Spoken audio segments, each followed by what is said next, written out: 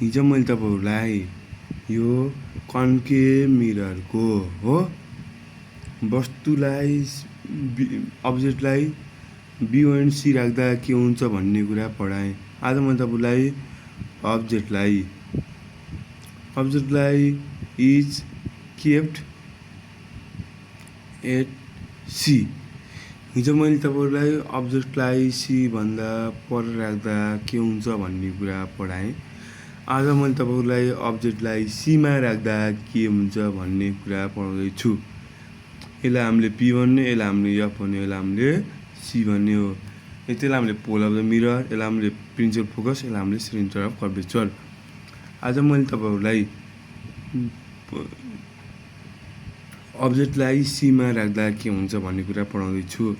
यहाँदेखि यहाँसम्मको distance pole of the मिररदेखि प्रिन्सिपल फोकसको मिरर डिस्टेन्सलाई फोकल लेन्थ भनिन्छ भने पोल अफ द मिररदेखि सेन्टर अफ कर्वेचरको सम्मको डिस्टेन्सलाई रेडियस अफ कर्वेचर भनिन्छ।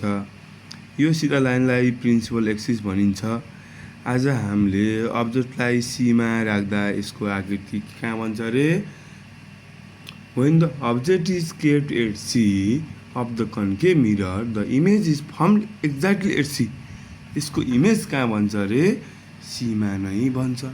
भन्नुको अर्थ यहाँबाट हामीले एउटा अब्जेक्ट खिच्यौं भने यसको इमेज सी मा नै बन्छ। जस्तै यहाँबाट मैले यसरी लगाएँ भने यहाँबाट प्रिन्सिपल फोकसबाट झारेँ हो, यताबाट पनि मैले प्रिन्सिपल फोकसबाटै झारेँ भने यसको इमेज कहाँ बन्यो रे? सी मा नै बन्यो। बुझ्नुभयो त साथीहरु?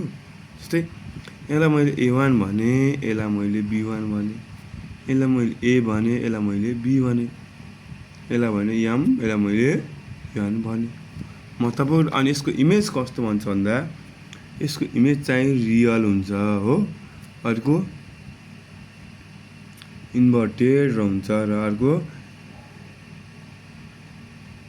सेम साइज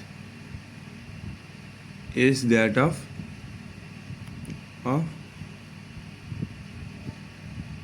भनेको same size as that of object भनेको कस्तो हुन्छ रे? अब्जेक्टको जस्तै सानो साइज हुन्छ।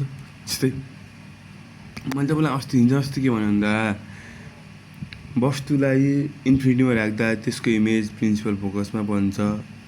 वस्तुलाई त्यसको इमेज सी भन्दा पर राख्दा त्यसको इमेज सी र एफको बिचमा बन्छ। अब्जेक्टलाई सी मा राख्दा त्यसको इमेज सी मा नै बन्छ। जस्तै मैले तिमीलाई दुईटा कुरा गरेँ एकछिन त पहिला। अब्जेक्टलाई इन्फिनिटीमा राख्दा त्यसको इमेज प्रिन्सिपल फोकसमा बन्छ। अब्जेक्टलाई सी भन्दा पर राख्दा त्यसको इमेज सी र एफको बिचमा बन्छ। हामीले अब्जेक्टलाई जति अड्लाइन्छ त्यसको इमेज के हुन्छ त्यति टाढा बन्छ। आज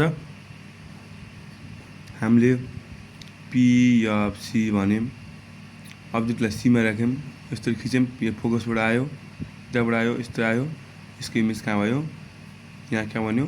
सी को तल भनेको सी मा नै बन्यो। बुझ्नुभयो साथीहरु? कस्तो बन्यो रे? रियल इन्भर्टेड र same is the size of अब्जेक्टको साइज जस्तै बन्यो। जस्तै म फेरि बुझाउँछु। हामीले यसलाई पी भन्यौं, यसलाई एफ भन्यौं, यसलाई सी भन्यौं। सबै अब्जेक्ट सी बाट जान्छ, यसो फोकसबाट झर्छ, यहाँबाट झर्छ र कहाँ बन्छ यसको इमेज? सी मा नै बन्छ। बनेर र अब यसलाई हामीले A1 B1 भन्यौं, AB भन्यौं अनि MN भन्यौं। कति इजी हो त? कस्तो हुन्छ? रियल इन्भर्टेड र सेम साइज अफ अब्जेक्ट हुन्छ। यति त म अर्को क्लासमा फेरि नयाँ भिडियोको साथ आउनेछु। मेरो अनलाइन क्लास लिनु चाहनुहुन्छ भने मात्र 5000 मा सब कोर्स सिकाउँछु जुमबाट। फोनको लागि 9866 37334 मा व्हाट्सएप गर्न सक्नुहुन्छ। धन्यवाद।